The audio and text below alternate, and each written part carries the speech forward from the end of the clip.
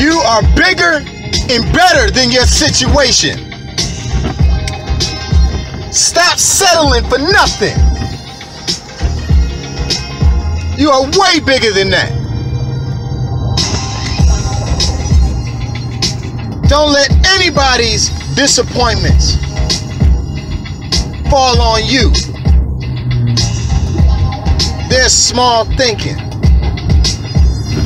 There's small minds. Don't let that fall on you. JT Cotton Motivation. What's going on? It's JT Cotton here. I'm here with a very good friend of mine, J Nichole. How you doing? I am blessed and I won't complain. How you doing? I'm doing great. I'm doing great. For those that don't know you, just tell everybody a little bit about yourself. Well, first and foremost, I'm a mother. And I have two awesome children. My daughter is in college.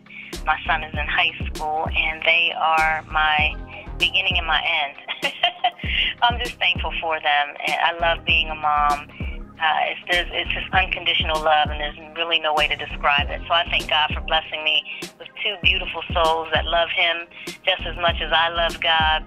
And I sing, I write, I speak.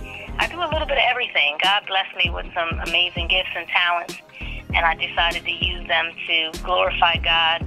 And I'm on a mission to defeat the kingdom of darkness with the vision of helping others. That's what He called me to do. So that's kind of J Nichole in a nutshell. With that said, when did you know your calling?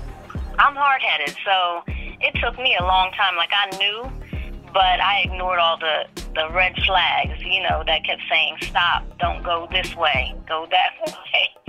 Looking back, I remember when I was very young, I had gotten saved. I was about 11 and a half, almost 12 years old. And I knew I wanted to go to heaven, but I was immature, and I really didn't have a close relationship with God. That took time to develop, and I just knew I wanted to go to heaven, and I thought that was it. You get saved, and that's it. That's all you got to do. But I came to learn through life and experiences that it's much more than that. And I remember a prophet had prophesied to me, actually on two different occasions. I had a prophet come up to me. One time I was with my mom. I was about 12, and a prophet said, "You can sing, and God heard your prayer." And I thought, my mom probably talked to this man before service and said this, because my family was always telling me I should sing and use my gift for God, but something in me just really didn't want to hear that.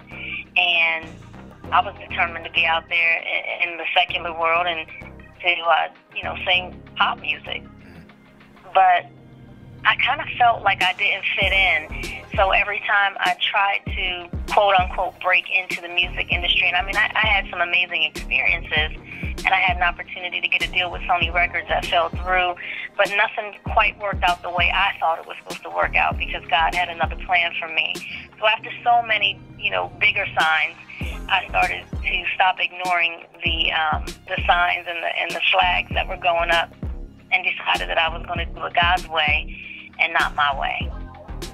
Now, it's crazy, because I think about a lot of things, in my past where, something might be wrong, or that you shouldn't go in a specific direction, but you choose to do it anyway, even though there's clear signs.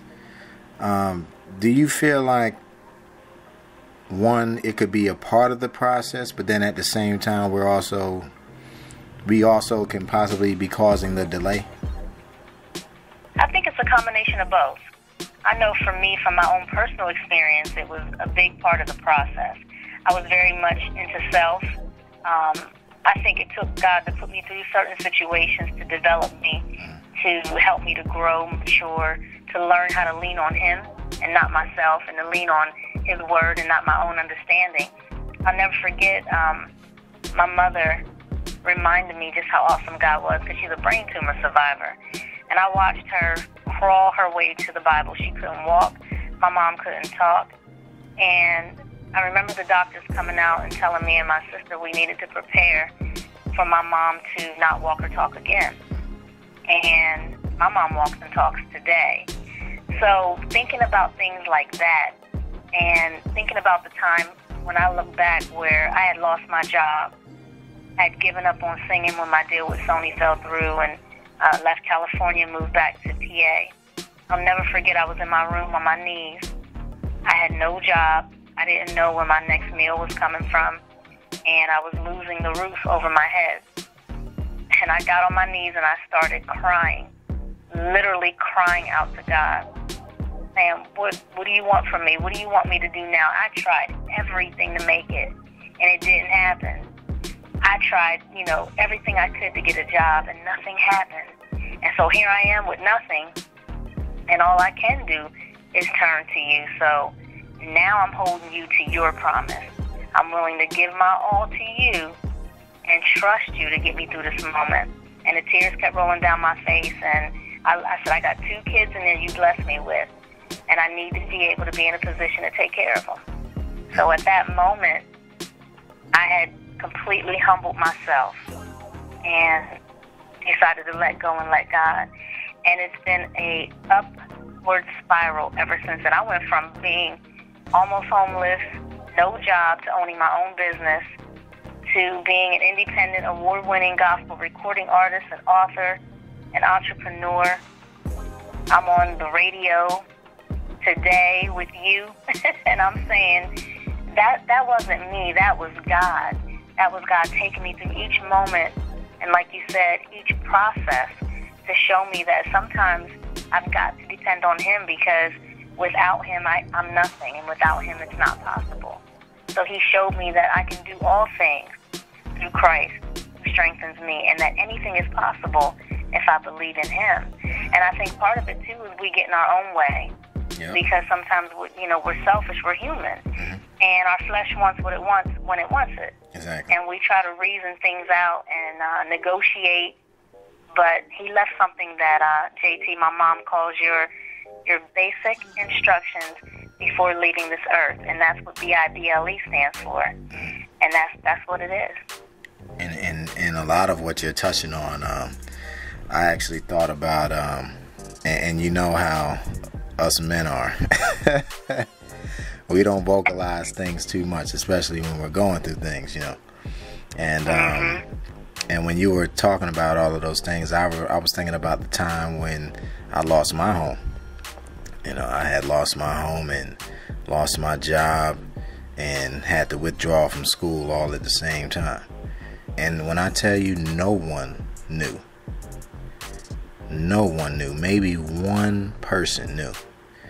And it was very difficult, because, being a father of 4 children, and one that I've taken the responsibility for since she was 4 months old, going to visit them and to pick them up and to spend time with them, knowing what I had to deal with when I left them, was very difficult, and with that said, what would you say are the challenges of being a parent and also chasing your dreams? I hope you got a pen and paper for this one. The challenges, oh my goodness. It's a lot. It's a lot to try to do the work-life balance. It's a lot of time management, planning and preparing. And you win some days and you lose some days. That's just how it goes. But it gets difficult because you want to be there for your children, but you also, I'm a single parent, so I come from a single parent home, and I am a single parent. I know now the importance of why, God intended it to be a 2-parent home. But speaking from being a single parent, the struggle is real. And it makes it even, 2 times harder to try to juggle being mom, dad, and working as the provider, and also doing things, you want to do with your gift and your talent, whether that be, starting your own business or, like you said, going back to school or, pursuing music ministry in my situation. But I've learned that you've got to put all things in order. God is an orderly God. So you've got to put God first. But you have to also make time for family. And I'm a strong believer, JT, of making time for yourself. Because there's only so much you can do. And he gave us this body as a temple. And we've got to know how to treat it right. So we've got to give it proper nutrition, proper rest, so that we can be healthy, to be able to not only please God and the gifts and talents that he's given us, and to be able to provide for our families, but to also have a long and prosperous life for our children. Let me tell you, they need to sell rest on Amazon, because I'll sure buy it up. Not before I get there first. You know, honestly, to whom much is given, much is required. So, amen. Yes, you have to get rest.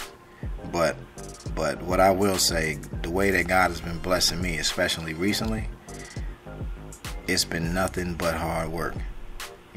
Hard work, but smart work. Making good use of time and really doing things more in line with what he called me to do. And I speak to people almost every day. And I'm pretty sure it happens to you, whether you're at work, whether you're on the stage, whether you're out attending an event, whatever it may be. Often something that you specialize in, some type of gift or just something that you may do, God will send somebody your way all the time. And he does that to me constantly, because I have a big heart for people. When God puts something on your heart to do, you have to run with it. You don't try and figure it out. Don't try and sit there and okay, well, maybe I should do this, maybe I should do that. You don't worry about the how or the directions. You just know what's going to happen. My two main scriptures that I focus on, so acknowledge him in all your ways, he'll direct your path. Commit your ways to him, and he'll establish your thoughts. So everything is there, in the word. Sometimes we just rely too much on self when we use God as a resource instead of him being the source. Amen. Because resources always run out. That's right. His hardest battles to the strongest soldier. So just listening to you, the first thing that came to mind was faith without works is dead. So maybe he's trying to build your faith in him by, putting you through that process of hard work, so that he can show you, he's developing your faith and making you stronger. And most people say they want better, but they're not doing it. They're not doing it. They're doing the same thing, talking to the same people. You have to make a change to receive a change. What would you say, because I know we spoke a while ago about it. You were talking about the whole label situation and how things were a certain way, and then you ended up really fulfilling your calling. What do you think was the drawing point, that thing that made you really say, all right, this is it, I'm going full-fledged gospel? It was a feeling, and it's hard to describe, but it was something that kept saying, this isn't right, deep within me. And although I kept trying to make it right, it's sort of like, the best way I can put it is like being in a relationship that really isn't, something God ordained, or it's a situation that isn't right for you, but and I can speak maybe as a woman, and some women I know that have been guilty of this as well. You're a guy, and that situation's not right for you, but you try to find all the reasons why, it could work or it should work, and all the red flags are there, but you have a tough time trying to get out of that situation, because you're only going to see what you're seeing from inside the fishbowl and not from the outside looking in.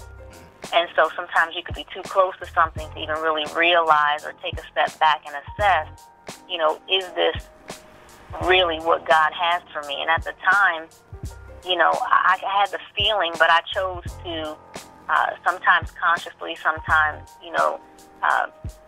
not consciously, to ignore those signs or ignore that feeling.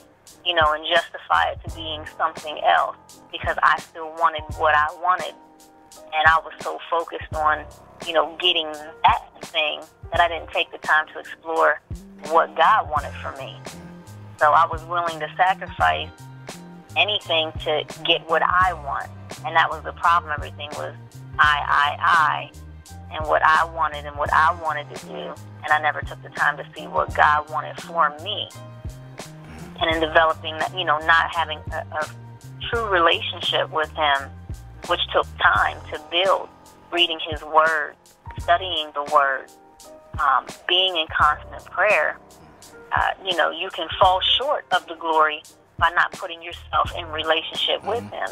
I would go somewhere, and I just knew, I'll never forget, I was with the girl group at the time, and just in that environment, I just kept feeling like I didn't belong, like I felt out of place, awkward, like it just wasn't for me. But I still wanted what I wanted. But I now, looking back, hindsight 2020, I know why I felt that way, because that situation wasn't for me. Now that you've made your decision, talk about some of the great things that has happened to you since making that decision. Wow. I got closer to God. I got in a great relationship with Him. I now know how to hear from Him, to allow Him to lead and direct my path.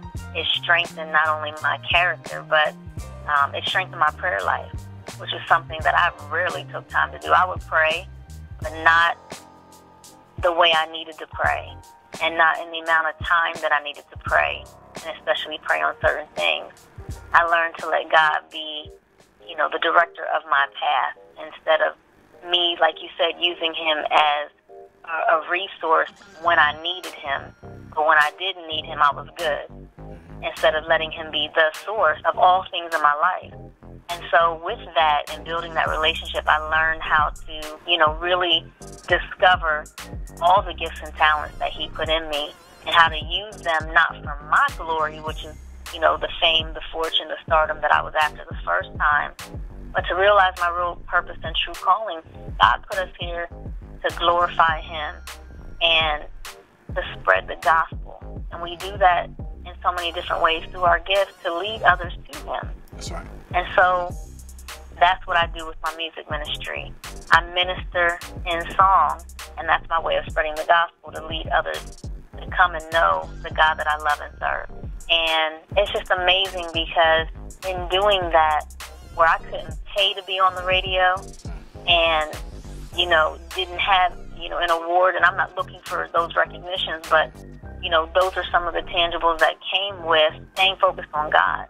I was able to meet certain people in the industry. I met you, another amazing person with great gifts and talents. I was able to connect with so many people in the body of Christ and realize that it's so much bigger than me. And that's a gift in itself. So you have an event coming up. Woohoo! Yes, I do. Tell us a little bit about that. Oh my goodness, I'm super excited, and I give God all the glory, honor, and praise for it. On September 23rd, we're having the Music for the Soul Gospel Concert / benefit to help support victims from Hurricane Harvey and Hurricane Irma. And we are featuring award-winning actor and artist from several Tyler Perry productions. Pastor Wes Morgan will be there ministering in song. I'll be there live on stage with my band that I call J Sound, and I'll be accompanied by some of the most powerful local voices in gospel music today. We'll be at Messiah College at the Miller Performing Arts Theater. The doors open at 4 o'clock on the red carpet. The event starts at 5. It's food, music, fun, just a great time and fellowshipping, and again, to support others. So we encourage everybody to come out and join us on Saturday, September 23rd.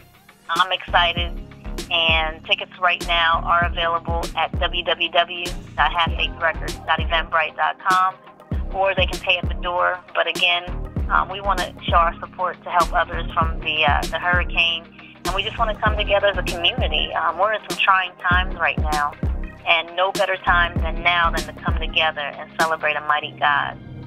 Do you have any social media or any other websites, anything that you would like to put out there? I'm on Facebook under J Nichole with an H Jones. I'm on Instagram under J Nichole Jones.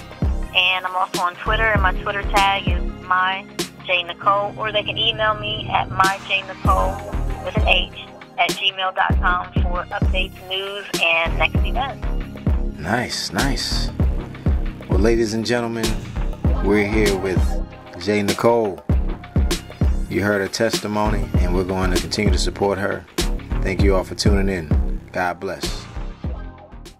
It's time for a change. It's time for you to be the real you and not a counterfeit. It's time for you to stand up, stand strong. And I'm not talking about physical strength. I'm talking about knowing who you are, knowing who God made you to be. JT, Cotton, Motivation.